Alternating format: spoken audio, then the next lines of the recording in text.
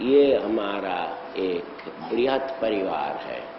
हमें आगे बढ़ना है, यह बात तो ठीक है, मगर इस समाज को, संसार को हमें भूलना नहीं है।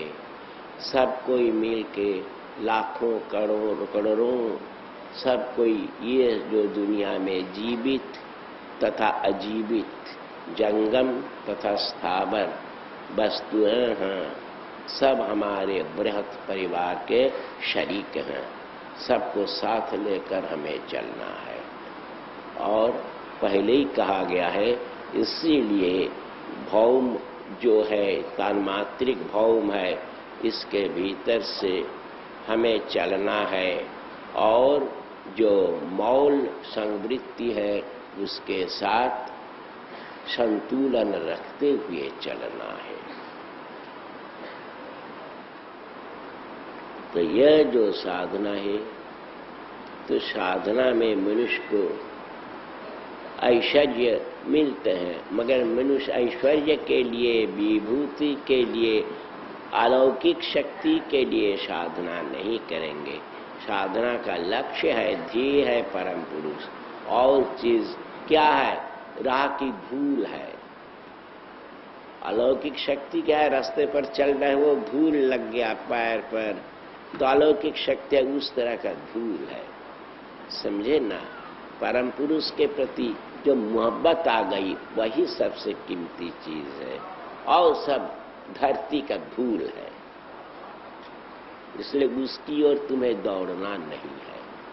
हाँ, चलते वक्त कई शक्तियां आ जाती हैं, और ये जो पहले कहा गया है कि संवृत्ति के साथ संतुलन रखते हुए आगे बढ़ना है परम पुरुष की ओर। उसी से अनिमा, लघिमा, महिमा वगैरह अलौकिक शक्तियां आती हैं।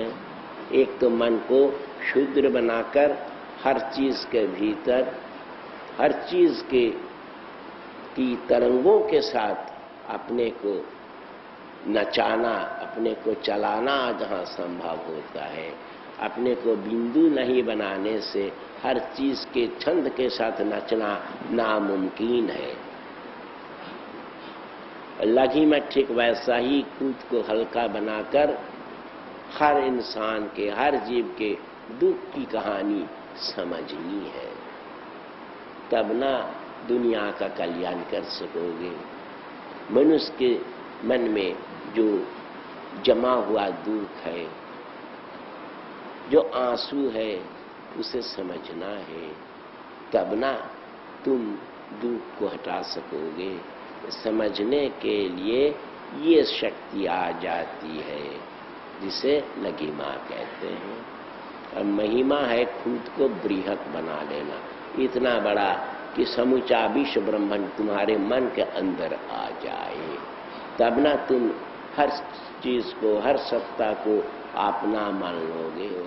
उसके ऊपर उठने के लिए भक्ति जरूरी है।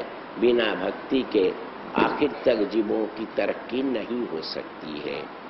और सबसे बड़ी बात यह जो सर्वज्ञत्व है, ये सर्वज्ञत्व के लिए भक्ति की आवश्यकता तो है ही, किंतु परम पुरुष को जानना जो मानव जीवन के लिए सार है, सबसे बड़ा व्रत है, उसके लिए वो पॉजिटिव माइक्रोबाइटा से थोड़ी सी मदद मिल सकती है, और अधिक मदद मिलती है अपनी भक्ति से।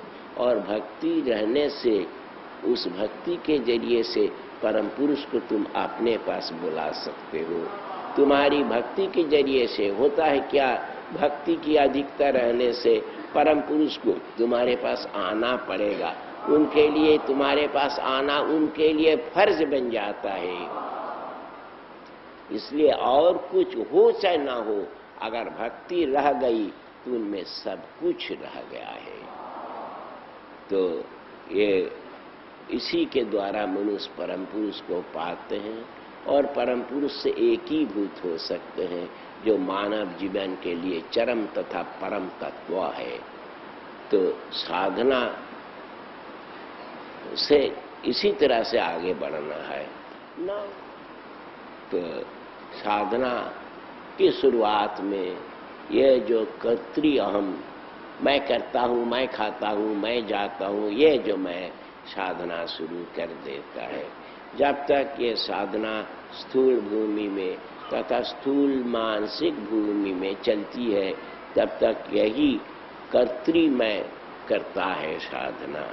उसके बाद जब साधना स्थूल मानसिक तथा आध्यात्मिक स्तर पर पहुंच जाती है, तब ये साधना करता है ज्ञमय, जानने वाला मैं। मगर साधना के जो चरम स्तर है, आध्यात्मिक भूमि है, वहां पॉजिटिव माइक्रोबाइटा भी कुछ नहीं कर सकता है और कोई भी कुछ नहीं कर सकता है, बुद्धि ज्ञान भी कुछ नहीं कर सकता है, सब कोई फेल कर जाता है। उस हालत में परम पुरुष की कृपा ही मनुष्य के लिए सबसे बड़ा सहारा है। तो कृपा के बिना कुछ नहीं होता है। तो जो मनुष्य बहुत आगे बढ़ गए हैं, जो अनुभवी मनुष्य हैं, उन्हें मानना पड़ता है कि ब्रह्म कृपा ही केवलम, उनकी कृपा से ही सब कुछ होता है, सब कुछ रहता है, और हर चीज का अंत भी उनकी कृपा से होता है।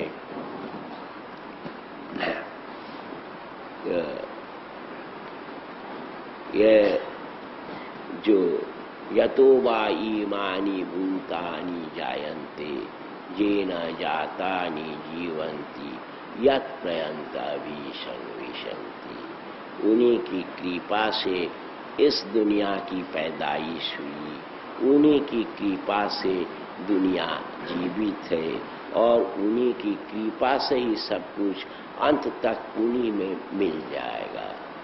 तो आखिर तक साधना मार्ग की आखिरी बात है क्या? परम पुरुष की कृपा, कृपा ही वा केवलम। तुम लोग यह बात समझ लो, इसी के अनुसार चलो। आध्यात्मिक भूमि में सिर्फ जागतिक भूमि में नहीं, सिर्फ जागतात्मिक मानसिक भूमि में नहीं, सिर्फ मानसिक भूमि में नहीं, सिर्फ मानस आध्यात्मिक भूमि में नहीं, सिर्फ ऐश्वर्य तथा ओकल्ट पावर में भी नहीं, सब कुछ जिसे हम कह सकते हैं वो परम पुरुष की कृपा पर मौकूफ है। Everything depends on his grace. যাই বলো, যাই ভাবো, যা বলো না, যা ভাবো না, সব কিছুই সেই এক পরম তত্ত্বের কৃপায় বিধৃত। এই মূল নীতি, এই মূল সত্য যে মানুষ যত তাড়াতাড়ি বোঝে, সেই তত বেশি বুদ্ধিমান।